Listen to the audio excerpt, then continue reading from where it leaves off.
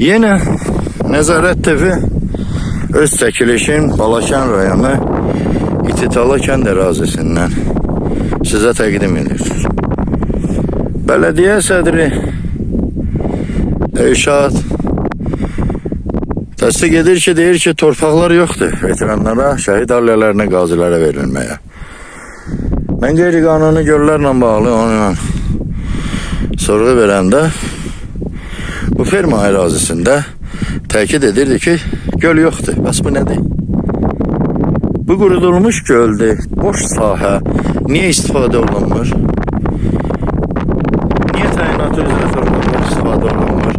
Hansı maraqları var bu bələdiyyə sədrinin? Niyə insanlara torpaqla ayrılmır? Təsərrüfat artırılmır. Elə bil qənimdir bu, bələdiyyə sədri qənimdir.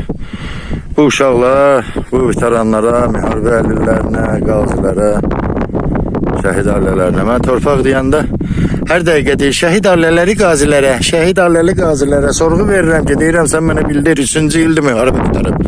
Neçə şəhid ailəsinə, qazi və veterana torpaq vermişsən. Durub matmayətəl üzümə baxır.